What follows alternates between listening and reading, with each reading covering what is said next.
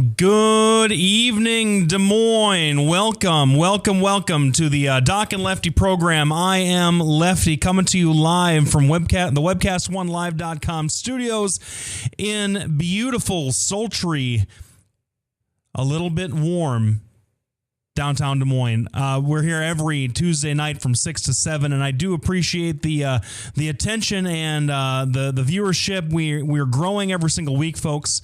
We are off to the races. We've got the website that I think is pretty much done, but I got to let you know before we get any further that my compatriot, my hetero life mate, my partner in crime, any superlative and expletive and any sort of other nominal adjective that you would like to say about my co-host and cohort, Dr. Patrick Petroche. He is out of the studio tonight. He is on he's on business. He's gone. He's not in town. We had discussed a little bit today when we were sort of putting the finishing touches on the show that we were going to have him Skype in. I do not believe that's going to happen, so I'm flying solo once again. And folks, you know what that means. You know exactly what it means when the good lawyer Lefty is flying solo in the booth, and that means we're going to be talking about a lot of different kinds of things, but primarily we're going to be talking about music, and I've got a very special guest who's coming in. He's running a few minutes late, but that's okay. He's not from around here, and so we can give him a break on negotiating downtown, which can be a little bit tricky, especially when you're trying to get here, because we took our studios away in the most out-of-the-way secret part of downtown Des Moines. But good friend of mine, I've known him for a long time. His name's Pappy Sorellis, and if you guys are listening, if we have got any international listeners out there, this guy is not just a monster on the national dueling piano circuit. And when I say there's a circuit of dueling piano players, I mean there's about 50 guys that go all over the country. It's more than that, obviously, but there's a certain amount of guys that go all over the country and hit every single room, and I'm talking from California as far east as the islands down in the Caribbean. Pappy does it all, and so he's going to be here. I think that he's probably pulling up pretty soon, and we're going to talk about being on the road, being a working, traveling musician, and just kind of what that does, how that affects you, how that affects your family if you have one, and just sort of the vagaries of coming off the road, living out of a suitcase, probably 300 days out of the year. I know that he takes breaks now to be at home. He's based out of Colorado Springs, Colorado, and I'm telling you that this guy is probably the hardest working dueling piano player that I've ever met. And not to put any of my other friends down, but that's really, you can't really deny that he has a lot of irons in the fire. And so once he gets to the studio, we'll get him mic'd up in here. But while we're waiting for Pappy to kind of make his entrance, and it's always and I just want to talk to you guys a little bit about what's been going on. And a lot of these stories are, kind of a few days old, but some of the big stories that we are worried about as a country or as a nation. I mean, you've got the Snowden affair, being Edward Snowden, our quote unquote whistleblower, has been allowed to have a little bit of asylum in Russia. And you know what? We're going to put off the serious talk because here he is, the man, the myth, the legend, my good friend, Pappy Sorellis. Pappy, how's it going? What is up, brother? What is going on? Not a whole lot. How are you feeling? Are we doing this? Is that we don't necessarily. I like to stay away from the headphones unless we have a caller, just because I feel like my head dwarfs them a little. Go ahead, you can cut right now. We can cut right now. I'm gonna have my little son film this. Look at this here.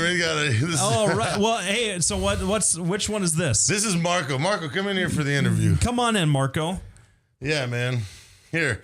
And I'll film you. I'm going to film everybody here because we're going to make it part of everything. We got a little documentary that we're shooting later and stuff. So these are the little things, that you can, hey, say hi, son.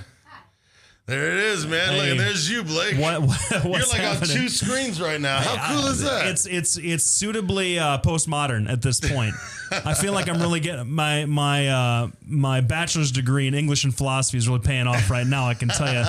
But Pappy, during the intro part of this segment, I was telling about how we're talking about whenever I'm left to my own devices, I inevitably come back to music. I've had bands in here, I've had singer-songwriters in here discussing various different things about being in a band, being on tour, being a singer-songwriter, the patio circuit, guys like me who play solo sets and play covers. But I think that the quintessential sort of cover artist, at least nowadays, is probably a dueling piano player such as yourself. Would you agree with that? Oh, yeah. I mean, without a doubt. I mean, we play more songs on accident than most people play on purpose. That's a really good point. And so, how would you kind of characterize your, I guess, the dueling, and this is gonna be the big meta question, but the dueling lifestyle? How would you kind of characterize that as opposed to being like, and I know they have a history in stand-up comedy. But you still tour all over the country at the same kind of thing. Yeah, both of them led into each other. I mean, stand-up comedy was the first one for me. It was before dueling, and that was a different style of touring because there you don't have plane flights bought for you. You don't have nice band houses. That's where you stay at the Urintels, which is urine hotels, motels. Motels more like it, but. That's where I got my first experience with it was road dogging that way. And then the dueling piano way is, I would say, a nicer version of it. But still, I mean, it's when you're working, 50 weeks a year, depending on how many weeks you take off, I mean, that's a lot. I mean, that's 50 weeks, you're just gone. And it's amazing. Like, I think the thing that's tough about the road is the things it takes from you that you can't have that normal people have. And I noticed that when I was in Des Moines last time, I got to fill in the Blue Moon team, obviously desperate, asked me to fill in for their softball team, so, which is okay, and we did it. I remember there was some fallout from that appearance on the softball field. Well, it was interesting because, like I said, my heart does things that my mind's like, no, but one of the things in that story was I was coming onto the baseball field and I just saw all these friends and stuff and couples and people saying hi and a bunch of John Deere hats and, just things that I'll never be a part of. It was really, it started hitting me. Now I'm like, I can't do this. I could never join a softball league in Colorado Springs or something. So I think there's wins and losses. I think there would be an example of a loss, but then there's wins that, you have in this business too. Sure. Well, we're at the end of our first segment, so we're going to take a quick break. We'll be back. We're going to talk to Marco a little bit about having a dad who's on the road a lot. We're going to have Pappy and Marco here for the whole hour, which we're very, very thankful to have. So please tune in.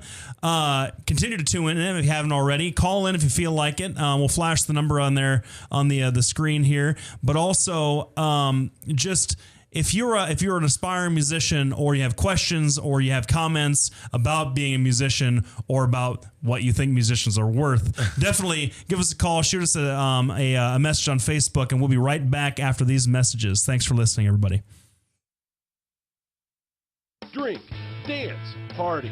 Kitty's is the ultimate dance club in Des Moines. A huge dance floor with room to move, 3 bars to keep your drinks full, and kickin' DJs playing all your favorite dance music.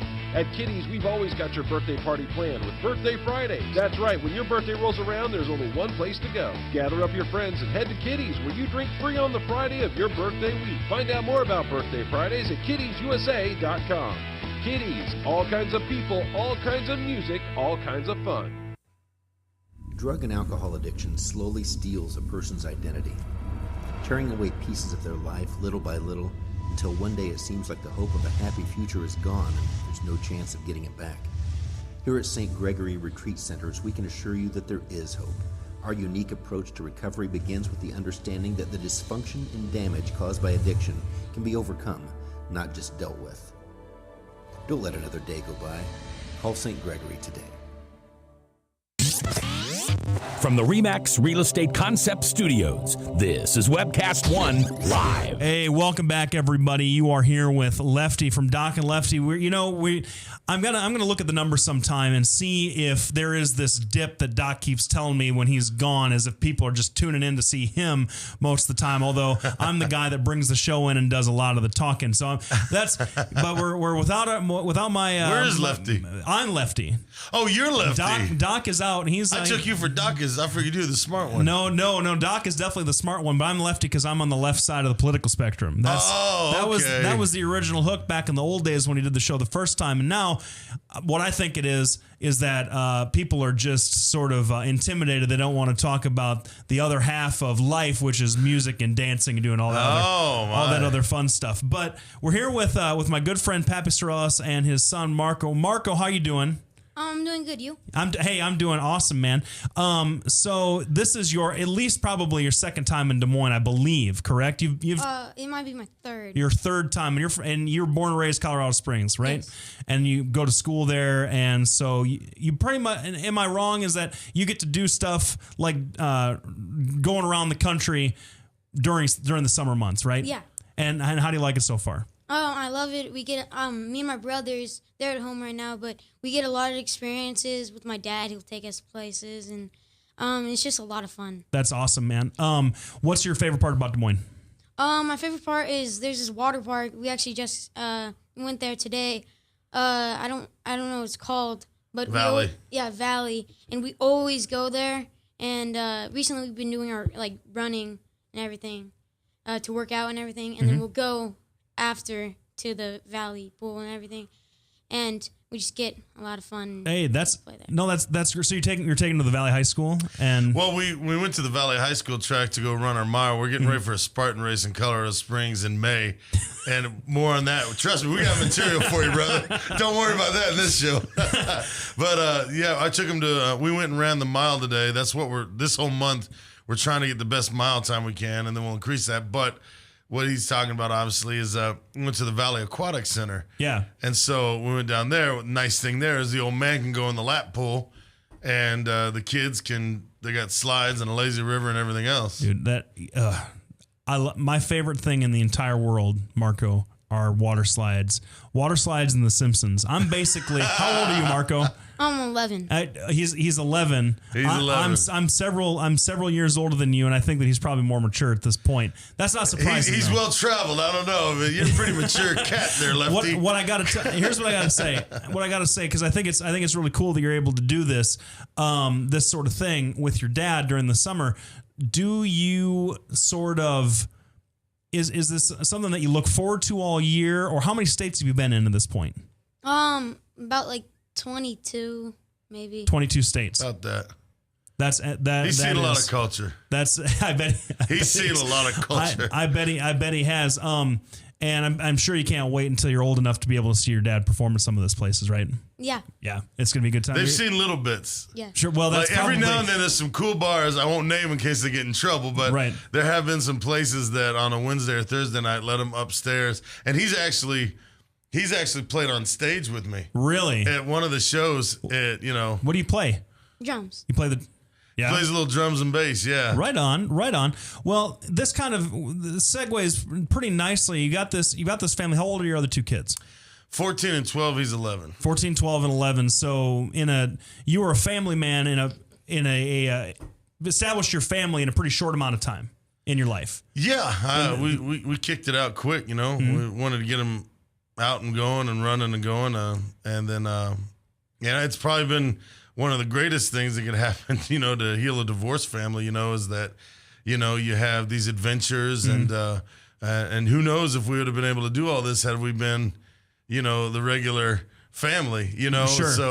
So, what I wanted to ask you and have you talk a little bit about is sort of how did you get your start in this, not just this business, but the entertainment business? Because if you guys want to know, first of all, you need to come to, because you're doing the Wednesday show, correct? I'm doing the solo show Wednesday, yeah. If you want to see Pappy Sorellis in his element, at least from the dueling side, and I have to confess that I haven't seen your stand-up show yet. Right. But if you come to the solo show on Wednesday at Blue Moon in West Des Moines, you'll see a little bit of the stand-up act, and it's okay. It's all right. Just kidding. It's hilarious. But you want to come on Wednesday from, I think they're starting those 9 to midnight-ish or 8 to 11. Yeah, they're kind of doing it like that. Yeah. It's a little different now.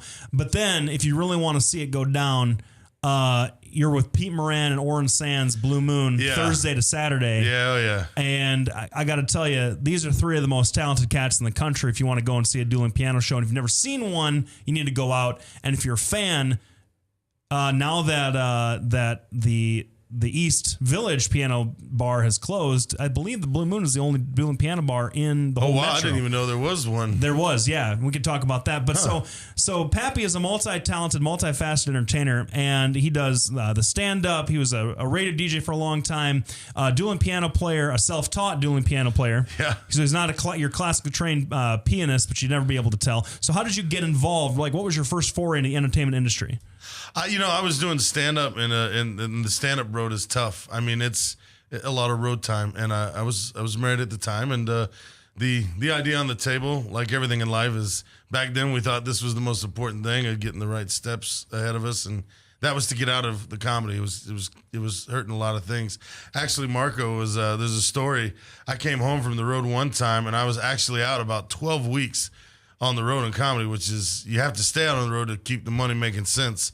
You can't just come back home like you can in dueling pianos. And he didn't recognize me.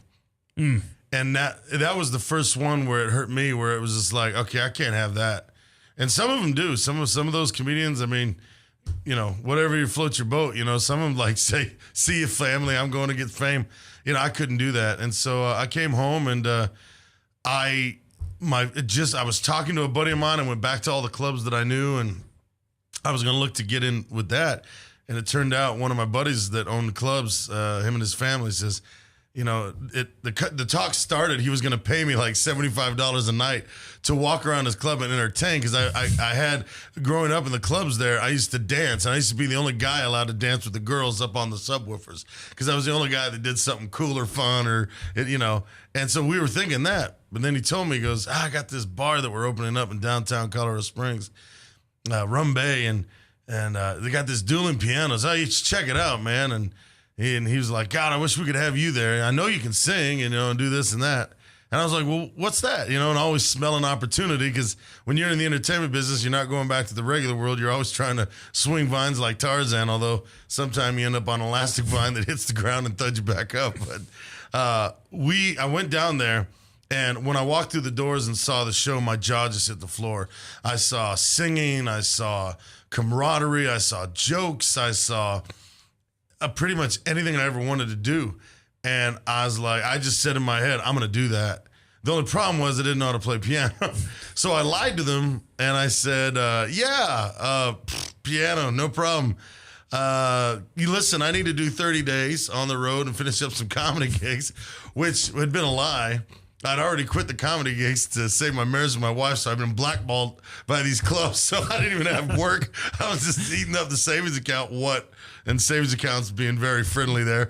But I went to a Radio Shack, and they had a piano on sale for $107. And it was a 77-key junk piano that had a chord book and 50 of the best classic rock songs of all time. And I literally played piano for 12 to 14 hours a day, 7 days a week for 30 days straight to learn 15 songs, which are still junky, but at least it got me on stage. And that's where now I know over 1,500 songs. And That's pretty amazing. We're going to take a short break here. Stick with us. We've got Pappy and Marco for the full hour, and we got a lot more to talk about. We're going to talk about sort of being on the road, the difficulties, what's good about it, and just being a sort of a modern day troubadour, and what that can mean in a society that has cell phones and Facebook and the whole business. So stick with us. This is Lefty, the Doc and Lefty, webcast1live.com, and we'll be right back. Bertroche and Associates will provide you with a friendly, caring, and confidential place to find help for mental health concerns. We are ready for your call. We are proud to work with military personnel and their families.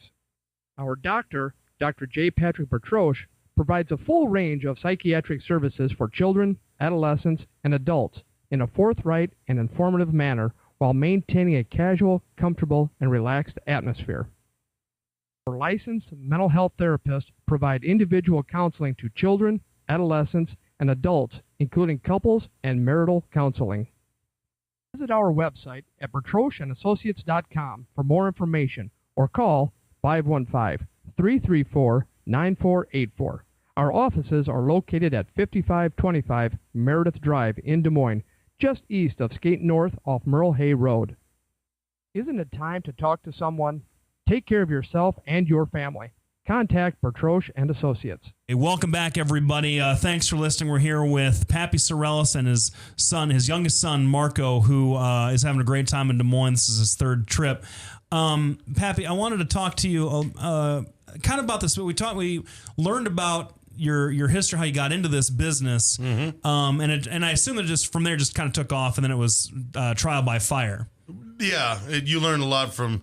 You pick up something from every dueling. It's kind of like you ever seen the show Highlander? Yeah, for sure. Yeah, okay. So every time he meets a guy, and if he beats him, I wasn't chopping people's heads off, but sometimes you grab yeah, sometimes, but you kind of get those powers. You by osmosis you would learn little trills. I mean, a mixture of everything I do on piano came from like 50 different people over 12 years. So now.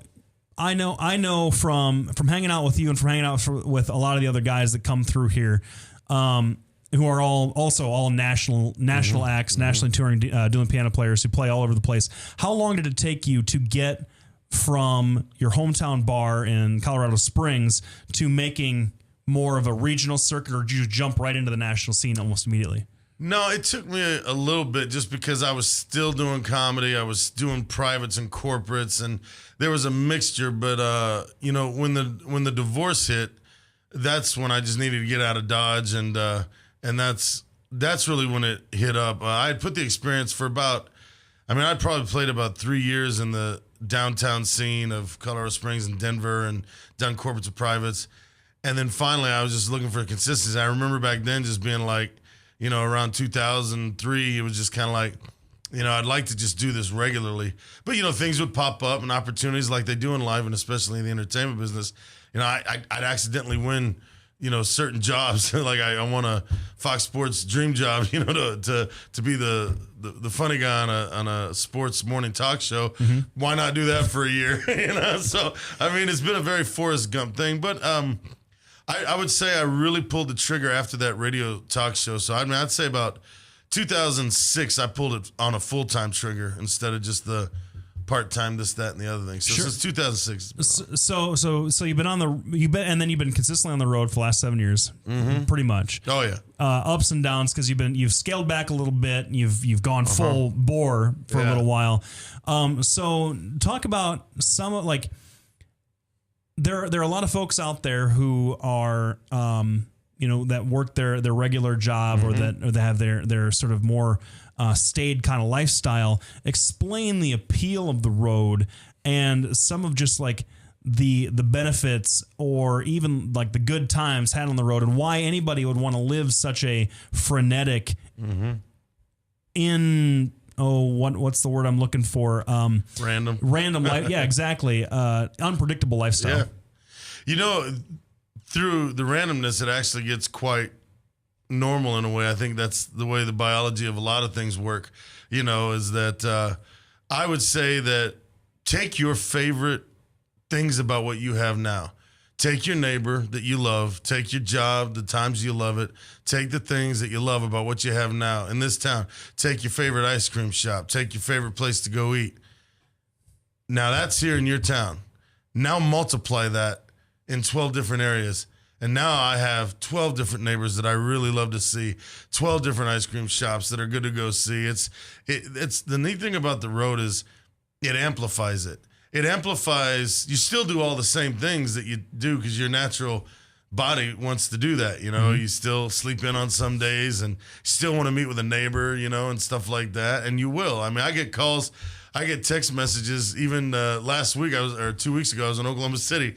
I got a text message from a guy in Des Moines that said, "Hey, we're having a barbecue. If you're in town, come over," or something like that. So it's the same kind of text message you get in your local town. It's just that I have to fly in to come to your barbecue. So those are some of the differences. But adventures and things, I always say about this gig to my kid, the one reason I like this and take them around is, I may say it a little rough, but I'm fighting Alzheimer's, meaning like in case I ever run into it. What I'm trying to do is fill my brain with a collection of some of the greatest memories I can. So if that nasty disease wants to come up and try to take me in the brain, it's going to have a fight because there's a lot of, data in there, and that's kind of how I look at it. It just as I'm really collecting some great memories, and I've been very fortunate around the world to meet absolutely fantastic people. Some people going through hard times, some people lifted me up out of hard times, and that makes the road fantastic. So, and that kind of sort of makes me think, Mark, what's your favorite place that you've been traveling around with your dad? Probably my favorite place would be when we went to Florida, because he has a friend out there that also does dueling pianos. Mm-hmm. His name is Brad Heron. He has his own bar called Rockies, and Good plugging, son. Yeah. Good plugging. That's how you do. I should text Brad and make sure that he's listening. But so you got to go to Gainesville. Yeah, and he used to own this apartment, and then he moved, and now it's a band house, just like we have in Des Moines. So we get to stay there. It's a nice apartment and everything. Also, across the street, there's a pool that we can go to, and also, another pool that we can go to and just go swimming for free. And then there's this amazing restaurant that has like mussels and clams or Harry's. whatever. Yeah, Harry's, and we always love to go there. And I think that I see the appeal, especially for having young kids, getting to do a lot of stuff. Because I know that when I was 11, I didn't know that there was a mussel that was spelled with 2 S's. Right. Well, 3 S's, I guess. It's kind of you bring up a good point, because they know what sushi is, they know what mussels are, and And so, Marco, when you are, would you rather be in? I know that when I was your age, my parent, I got to travel around a little bit, because my dad is a teacher and got to give speeches all over the country. And so when I was little, I got to go to like DC and all those bigger kind of areas. And I loved staying in hotels, because hotels are different than a house. Oh, yeah. It was right? Yeah. Do you like staying at hotels better, or do you like staying at band houses better? I think I like staying at band houses better, because they leave actual pots so that my brother Alex can cook, and he cooks really well. And in hotels, they don't leave that kind of stuff, so you kind of have to like go out to the store. McDonald's. Yeah, or McDonald's, and I just... I don't want to do sick that. of that. You like the home cooked meal, and you can take that with you. So actually, and I kind of jumped the guy, buried the lead a little bit, but Pappy, we know what a band house is. Uh-huh. But I think for yes, we do. But I think for a lot of folks, they're wondering what we're talking about, and so kind of explain a little bit, and also. You used to have a standing gig at the Drury Inn, not a gig, but a standing relationship with the Drury Inn when you come to Des Moines, and they got changed, and kind of explain the difference between hotel living and a band house as far as being on the road. Well, I think that one of the biggest differences between hotel and band house living is it's funner to do kart races inside a hotel than it is at the band house, which could lead to why we got asked to leave the Drury. But I was undefeated, so believe it or not. No, they both have their pluses and their minuses. I think the band houses come out ahead in that if you're on the road all the time, anything that can feel like home is great. I know staying 2 weeks in Des Moines, it literally feels like it's our apartment. Mm-hmm. I feel like when I come back, it's the way I left it, and it's kind of like that. The band house is a place it should be. Listen, future club owners, it should be a place that's relatively close to the club, and it's got probably like 2 or 3 bedrooms. The band house here is fantastic. It is one of the normal band houses are not fantastic. Brad's and Rocky's is fantastic. It's a nice apartment, but there are some that it's just like, shaggy carpets, the cheapest beds you can find, and this and that, which it's smelly, and who knows what the last dueling piano player left for you there. Ugh. Folks. That brings up a good point. We're going to take a quick break, but club owners, take care of your talent. I'm just saying. Anyway, we're going to Amen. We're going to take a quick break. Thanks for sticking around the first half. The second half, we're going to talk about some of the difficulties of being on the road. We're going to get into a little bit of Pappy's documentary that he's filming and some of the things that are going on in his life specifically. But if you got any questions, if you got any comments, if you want to just call in, if you're from what are the folks down in St. Martin? If you're St. Martin, yeah, we got international folks that listen to this podcast. So my gosh, that'd be great. If you're on the internet and you're listening to us tonight, call in, say what's up, and we'll be right back after this messages from our studio sponsors. Thanks for listening, everybody. I'm Brian Leach, owner and general manager of Service Legends. I brought along a couple of the home comfort heroes. Hi, I'm Tammy Wells. I am Nick Wondershot. I am administrative manager I am the senior technician from Service Legends. It seems like every good thing, when you feel it to the bone that it's good, there's a lot of hard work put behind it. I don't think that you can fake it and have it turn out good. You know, if we seem like, okay, that's just weird, it's just a furnace, why would you believe so deeply in a furnace? It's not just that, you know, we want to show the world that you can have good service. Yeah, I mean, it's your home. You know, it's built into our daily trainings, it's built into our culture, that we're gonna do whatever it takes to have each client say they love us, period. That's why we spend all the hours in the training that we do. And if we guarantee it's gonna be a good experience for you, or else it's free, what type of work do you think we're gonna do? There is a guarantee. Temperature selection guarantee, fixed right or it's free guarantee, comfort guarantee, best value guarantee. All of these guarantees hold us accountable to ensuring that we exceed your expectations. And if for whatever reason we'd fail and we can't make it right, we guarantee all of those guarantees with a 100% money back guarantee. I mean, if you don't think that your technician can fix it right, are you gonna say that to a client? No. You don't have to worry about having a technician come to your house. We drug test, background check all of our team members. We put safe people in your home. Each and every one of our service techs, 400 hours a year in training. You tell it the minute they walk in the door. They know what they're doing, they've done their homework, and they actually truly care about what you want. Because at the end of the day, you're the person that makes sure I have a job. They're gonna be listening. They're gonna wanna know what your challenges are. Then they're gonna come and give you options, and you get to choose. If I'm there to help and I make it easy and painless, I did my job right that day. Well, when it comes to your comfort, safety, and your family, you know, you don't necessarily go buy the most expensive, but you get the most bang for your buck. Oh, it's worth it, because there's a lot of people that will find a way to get it to work right now and then leave and then come back, charge you again, and the cycle just repeats itself. So when I'm out there looking at the furnace, I want to find why it failed today. How can we change the part today with something that you're not going to have to worry about? Is it worth changing the part today? I mean, you can put a lot of money into a furnace. I can fix parts all day. There's good job security in that for me, but is it the right thing for you?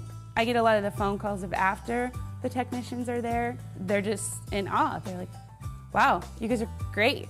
I mean, I don't even know what to say. You guys are great. Everything you did was perfect. It was great. Keep going though, I like this. Just give us a try. I'm gonna take all the risk. I've got the time to make this right. I've got the support to make it right. Just check us out. And if you don't see the value in what we do, I mean, fixed right or it's free or 100% money back. enough said. Hey, welcome back, everybody. This is Lefty with Doc and Lefty. Sans the Doc tonight. He is out of town doing the Lord's work, I can guarantee. He didn't tell me where. He usually likes to tell me where he's going so he can mock me and make me feel bad about always having to be in Des Moines anchoring the show. But you know, this time he's in an undisclosed location. I suppose that if something happens to me, he'll be able to take over the reins and be a heartbeat away from the captain's chair, which is always a good thing to do. Anyway, if you see our number there on the screen, if you want to call, say hi to Pappy and Marco, who are our guests for the entire hour. Call 855-244-0077. And we're talking today about traveling musicians' life on the road. We've got a guy that's been a road warrior for the last 7 years plus in sort of like, and you said working 50 weeks a year. Taking 2 weeks off. Probably a little bit less than that sometime, at least more recently. But we talked about a lot of the fun stuff, and I've noticed a lot of that myself, the little amounts of my life where I've been able to travel, it's certainly the case. Would you say, are there different areas of the country? Because I know that you've got a pretty close-knit Blue Moon family here in Des Moines, West Des Moines. Are there a lot of places like that around the country, or is Des Moines fairly unique with respect to that sort of, hey, here's our long-lost brother, here's our prodigal son? Yeah, How does that work? I think when you work in a certain towns long enough, or cities or relationships, I do have a few of those. I mean, Gainesville's like that. I mean, when I go down to Gainesville, it's very family orientated. I spend some of my birthdays out in Baltimore because that's where I, really grew up as a dueling piano player. Was there out there, and so Baltimore and DC, it's kind of a homecoming. San Francisco has become one. Now, and stuff. So, there are cities out there, other ones are passerby, sometimes we're just checking the room out, just see what it's like, or I'm curious and want to play a room because there's a certain piano player in there that I really want to play with and see what it's like, or see if I can hang, or, things like that, so it's a lot of fun. But I would say that, Des Moines, I've spent the most time in, and is probably the most, friendly, out of all of them. I would say Des Moines ranks up there. I mean, to me, it's one of the top 3 spots in the country. Hey, we're Iowa nice, everybody, and don't you forget it. But are there some times where you'll be someplace and you'll meet somebody that's like, hey, that reminds me of that one dude from Baltimore. Or that reminds, this guy is totally just exactly like my friend from Colorado Springs. That happen a lot? Yeah, you mean like where they think they saw me before? Yeah, absolutely. This happened, definitely. Hey, we got somebody calling in. So if you guys want to be able to listen to the caller, man your headphones. And I knocked mine on the floor, or they're over here. This is why we call this show the flagship show of webcast1live.com. All right, caller, you are on the air. Hi, Pappy. Hello. It's Tracy Lynn. Hey, Tracy Lynn, what's up? Nothing. Just thought I'd call and say hi. Oh, that's not how you doing. Tracy, welcome to Doc and Lefty. How do you know the man over here? The Blue Moon. From the Blue Moon. Yeah, she actually helped us. We did when the Colorado wildfires came out, I did a charity in Des Moines, speaking of how great Des Moines is. Right. Des Moines put together stuff. She actually was the gal that brought in the horse feed and stuff from, what was it, Grimes? Yeah. Yeah. Oh, that's awesome. That's awesome. Are you going to be out this weekend for the show Thursday to Saturday? Possibly. I didn't know he was going to be in town this weekend. Well, I got to do better on my Facebook then, I guess. I don't know. I don't think there's anybody in the country that does better on Facebook than you. Me and Dave Hawk are probably the best at what we do. Pretty much. That's a good point. I think that you guys got some sort of competition going to see how you can who can blow up stuff at 9:00 at night more than the other guy. Hey, we also do it at 4 a.m. That's true. That's true. Well, so Tracy, how are you a Blue Moon regular? No, I've only been there a few times. But see, and that's so a few times, and you met Pappy, and you know him well enough from those few times to call in and say what's up. Yeah, that's awesome. That's awesome. That's awesome. Well, Tracy, thank you so much for calling. Thanks. See you later, Tracy. So. And that's what we're talking about. That's what's really can be really fun about playing different places. And I got to imagine that I know what you're going to say, because I think that a contribution is sitting across the table from you. But what's some of the difficulties of being on the road? What makes being on the road tough sometimes? I think it depends what you're. I think it depends what you're going through in life at the times. Mm-hmm. I mean, I've seen guys. That are going through divorces, and it's tough to watch them go through that, and then it's tough to be on stage with them while they're going through that, because and actually that can be rough. But I think missing a lot of what the kids do for me is probably the biggest one. You get tired of always not being able to go to people's weddings that you really love and care about. You get tired of missing the kids' football games and things like that. I would say that absence of those types of things are the downsides of doing what we do. Just being apart from because I think that it's not an unfair statement to say that for pretty much everybody, even if you're in the entertainment industry or you are in business, you have to fly around the country a lot, but everybody has a home base or has a place that they go back to, and it can sometimes be more difficult than others to leave that home base and to strike back out on the road, even if it's fairly necessary. And for some folks who don't understand why a person would go out on the road and for nearly a year at a time and leave family behind, can you kind of explain some of the economics of those kinds of decisions, why musicians and entertainers have to do it? I think for me it was, I challenge everybody that brings that up. They think that we're the ones that are gone all the time.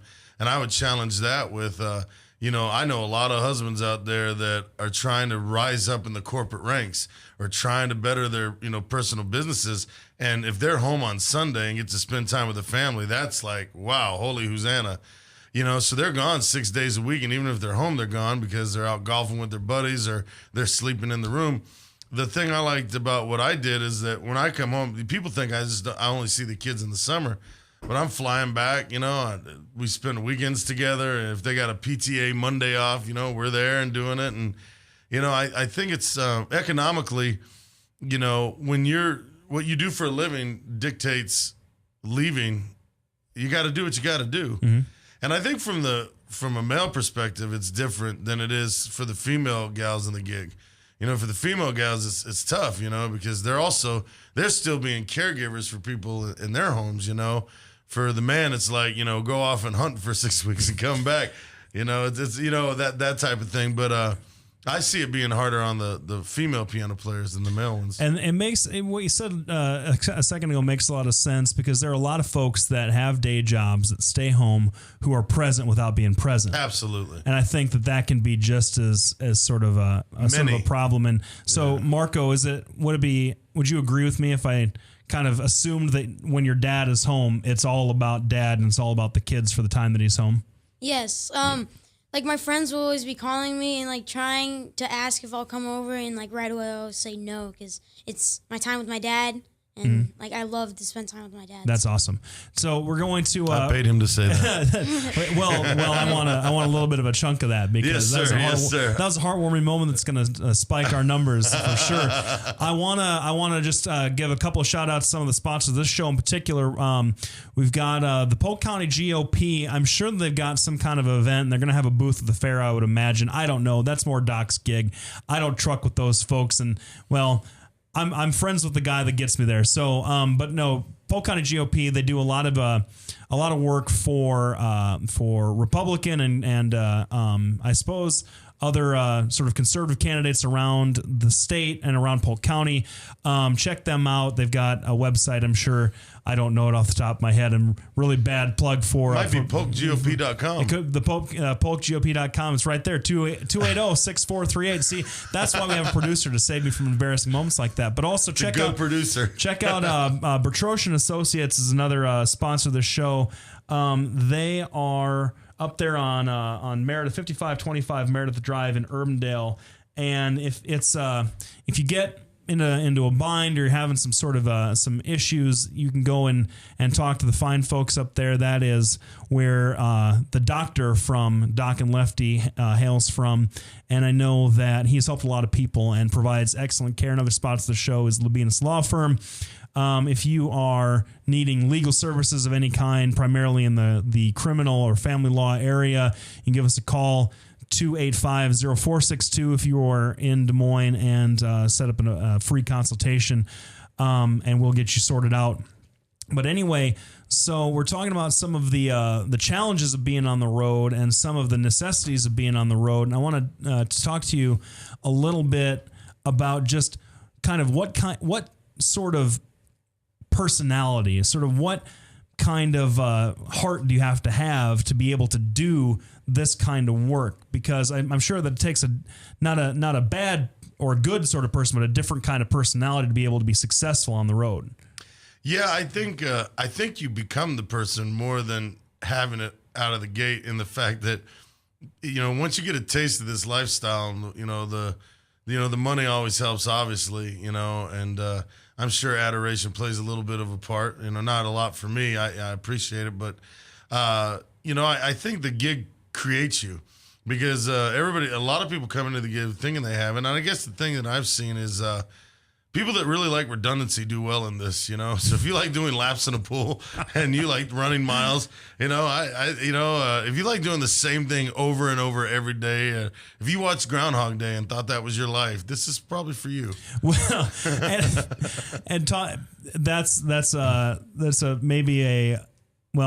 I think that's probably a pretty realistic statement. I've heard that sort of thing come out of a lot of dueling piano players' mouths before. But do you think that dueling pianos, what can you identify about the dueling piano gig where some people have a lot of success, some people struggle? What are the differences maybe in a person's makeup that would give them more success or less success at the dueling piano gig? Well, dueling pianos is always changing, and it's always changed since it started. That's one of the things I'll be showcasing in my documentary that's coming up, because a lot of people have those types of questions, and that's a good question. Dueling pianos, oddly enough, is not all about the music. Music's only one part of it. There's an entertainment factor. There's a thick skin factor. There is a musician factor. But I think that the people that don't do well with it didn't identify and adapt to the changes. Either they didn't adapt to the music, they didn't adapt to the other dueling piano players on stage. And I think that's the thing that hurts some people from being able to do this gig year in and year out for a long period of time. We got some people in this gig that are just, pissed off because they didn't make it in Nashville. I mean, that's just the reality of the gig. I mean, there's the Nashville burnouts that, and then there's people we got in the gig that are in Nashville on the ascension trying to make it, and some people that are in this gig that this is their gig. So it's used in a lot of different ways. I kind of liken it to a wife, it's you either are married to this thing and you really love it and you're there for the long haul, or you're married to it, but every now and then you like to peek out and see if there's something else around the corner, and you have some mistresses like little projects and things like that, and that's what dueling pianos kind of becomes for some people. Some people it's a death sentence, some people it's great. And I think I think it's different for everybody. But the ones of us that do it regularly, that are in the top 20 all the time around the country, we have a heart for it. We really do. So do you now, and if for the folks that have been out there, we probably should have started to sort of define sort of what we were talking about at the beginning of the show. I can help. I apologize, but if you've never been to a dueling piano performance, what should you expect? Put some butts in the seats. Yeah. Okay. Yeah. Well, if you took a DJ and a comedian and you took a musician and a cover band and a house party, and you invited a lot of girls, and some of those girls were getting married, and you'd have dueling pianos. That's what dueling pianos is. It's a random free for all through a history of music, through laughs at the expense of your friends, and it's just a great time. I mean, it's just, you'll see a 25-year-old partying right next to a 60-year-old, and that's what's really special about it. It's such a unique business in that we're never going to be as famous or looked at as like comedians and absolute rock stars, but we do everything that the rock stars do without getting those big paychecks like they do. I mean, that's kind of sad though, isn't it? Depending on, we're like the professional minor league baseball players. I mean, we didn't get to the big show yet, but there's a need for us to entertain, and there are seats to get filled and drinks to get sold, because people will circle dates on our calendar for certain names. Have there been folks that you have dueled with who have then gone on and gotten called up? There's the call-ups that happen in the business. I know one gentleman that got called up in the business.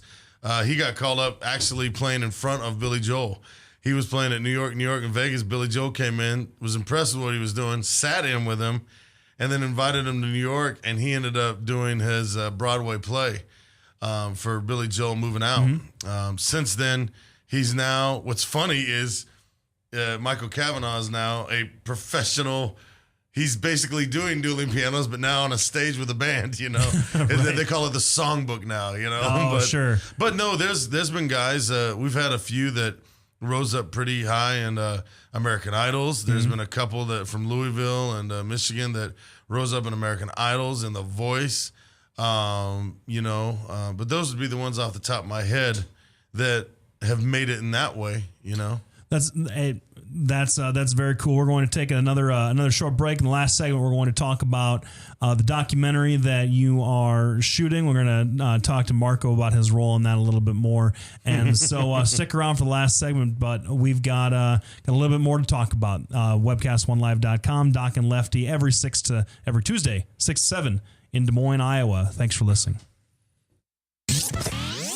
From the RE/MAX Real Estate Concept Studios, this is Webcast One Live.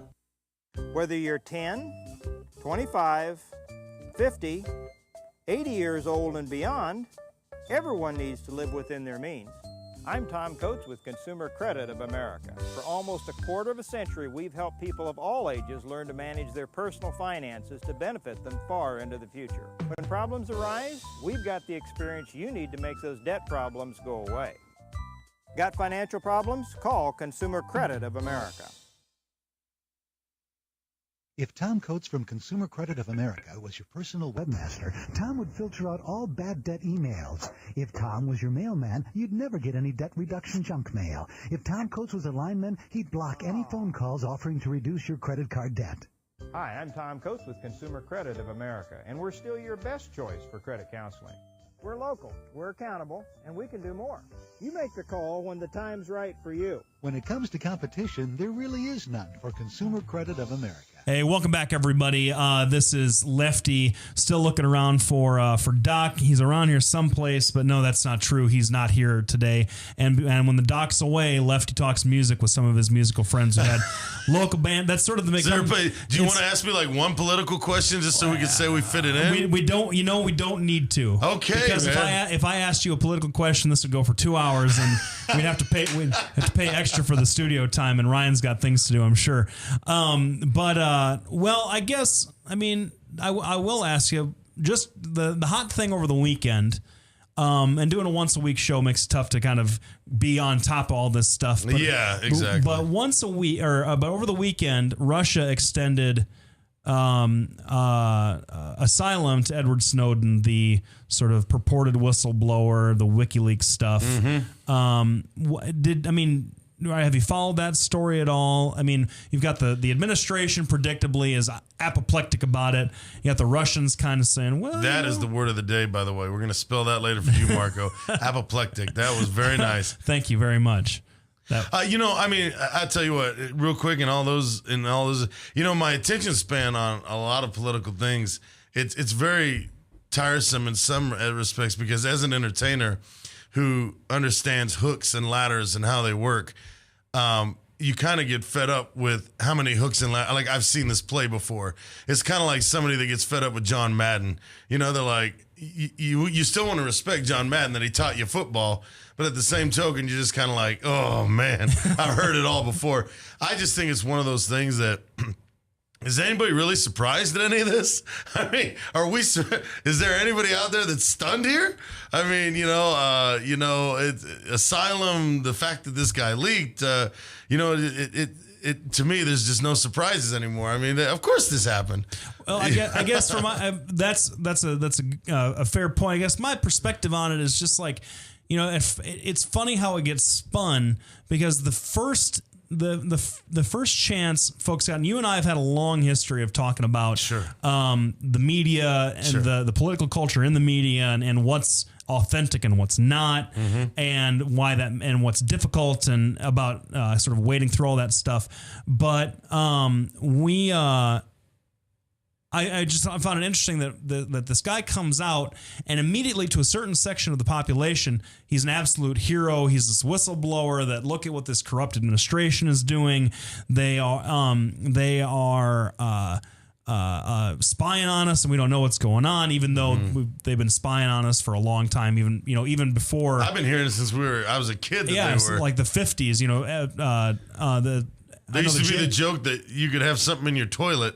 Yeah, and the old joke was, no kidding, as a kid growing up, that they could see it, which I was always surprised they were missing people. J. Edgar Hoover had his G-men put an actual tape recorder, like the dual deck tape recorders, underneath Martin Luther King's bed. Wow. To record when they were investigating him for his communist associations. So this has been going on for long. So on the one hand, you're not surprised. On the other hand, then the more that comes out about this guy from other media outlets that are trying to defend the administration, or they look like they're defending the administration. Now he's a guy that was going after things and got this job only to leak stuff. And is he really a whistleblower because he did it deliberately and all that stuff? But I don't know. It's just I think they're all good theatrical plays, and I think they play out. It's funny because I wish people would tape record everybody's reactions around them the day something comes out and how they feel about it. Stop tape and then play it again in 1 month, and you will see dynamic differences. Yep. And it just goes to show, be patient, take in all the info you can. If you even care about this stuff, It's not that I'm saying that politics is in a light manner, because it is important to know about your country and what's going on. I'm not saying that just joke it all away, but there's so many times anymore. Isn't it a joke? Isn't it just a joke? There's no sides anymore. Elliot Spitzer, Anthony Weiner, write your own material. I mean, but speaking of taping everybody all the time, you're shooting a documentary. So what's up with that? The documentary is basically my foray into the film business, and it's a good litmus test for me to see if I even belong in the film business. But, they say shoot what you know, and I figure I've been doing dueling pianos long enough, and there's enough questions and enough interest in it that I think it would garner at least a good first project. So I started a principal photography here this fall, and I'll be filming piano players from all over the country, parts of the world, and I'll be collecting it together. I'll be going through the history of dueling pianos. I'll be going through the fun stories of band houses and all the things that you'd love to know about dueling pianos and some of the things that we touched upon in an entertaining way, just to make it something to put out there. And then I'm gonna tour around with it. Once I film it, I'm gonna take it on tour, and I'm gonna play in the places that I tour at. How much footage have you got so far? Well, I was doing mostly history collection, and be honest with you, this would be your favorite. I was in a lot of legality stuff, so it's not just simple legalities. But it'd be something fun to talk about maybe after the show today, or maybe have me back sometime. But it's funny how anything you want to do, use any picture, anything. I mean, there's a lot of paperwork that had to get done before I could shoot one bit of footage. But I've collected a lot of really neat, unique footage from.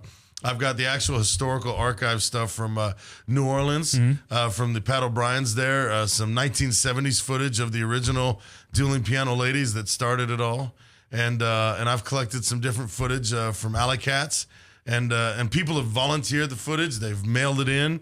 I've had it emailed, snail mailed, the whole. I've collected quite a unique package, and now I'm gonna go hit it and put some of my own videotape. Maybe go find some more. Maybe go find some more stuff. Right. So, Marco, what's your dad having you do with free family labor on this project so far? I haven't started doing anything yet, but what I am He'll be doing this. He'll be holding this. This will be his pose right here. He'll be the gaff guy. But later we're actually gonna make another film that's called Zombie Pen Pal. It's gonna be with all my brothers. Nice, you plugged our little mini film. Yeah, it is gonna be a mini film, but it's not gonna make theaters or anything. But it's just, it'll be fun. I'll be playing a role in that, and my brothers will. So he's gonna have a screen credit on the Zombie Pen Pal and a producer credit on. Right, yeah. Well, he'll at least be a best boy or grip on this one. Yeah, exactly. Yeah. So we're rapidly we're running out of time, and usually around this time of the show, I like to be able to allow people to plug the stuff, kind of talk about what you're doing. I'll plug my own thing and give you the last word on what Sure. you're doing. I've got I personally got some shows coming up, doing the solo thing. And I don't even remember, so I got to get my calendar up. So I apologize for looking away from you guys right now. But I'm doing a JDRF benefit at the Urbandale Hy-Vee on next Monday the 12th from 6 to 8. So I know that's for JDRF. It's a 4-course dinner. I think you can buy tickets to it. I'm not sure. You want to check out with the Urbandale Hy-Vee whether or not you can just come if you're not in that particular organization. Then the 14th at one of my favorite bars, the Flying Moose in Clive, doing a gig there from 7:30 until they kick me out. And then this coming Saturday, I'll be playing for a little bit at my friend Ed Bull, who is the current Marion County attorney. He's kicking off his re-election campaign on the 17th, and so from 6 to 8, if you want to get involved in Marion County politics, it's the county south and east of Des Moines. Come down and check out his tailgate. It's going to be a lot of fun, and I got some other gigs coming up, but we're running out of time. So Pappy, what we talked about earlier in the show, but what are you doing this week here in Des Moines, and what do you got coming up? Wednesday, I have the Pappy Show, which is my solo show, and so it makes it a little more. I get to be a little more liberal with that, and. Liberal, I'm just saying in the sense. We like that here. That's okay. But yeah, I'm doing the solo show there, and then I get to play with Oren Sands from Florida. I get to play with Pete Moran from Pittsburgh and share the stage with those amazing guys Thursday through Saturday. We're going to rock it out, and it's going to be a heck of a show. I mean, you talk about 3 characters. That'd be 3 characters right there. That is true. Well, thank you so much. Thank you, Pappy Sorellis, for coming in. Thank you, Marco, for coming in. It's been a lot of fun. I hope that you guys had a good time. Certainly glad to have you in Des Moines. And if I didn't keep you too long, you probably get over to Simon S. and see Blues Traveler, because I know they're playing tonight. Oh! They are. But thank you so much for listening, everybody. Doc will be back next week. I'm sure we'll have plenty of stuff to chew over. You've been listening to Doc and Lefty on webcast1live.com. Check us out on Facebook. Check us out on Twitter, probably. All the different things that people have to say now. We're on. You can see us on YouTube in a few hours. Webcast1live.com. We broadcast live 6 to 7 on Tuesdays in downtown Des Moines. Thank you so much, and we really appreciate you guys staying with us. We'll see you next week.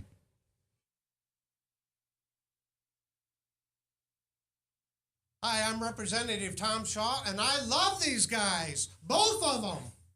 Love these guys. Get over here. Get over here. Love both of them.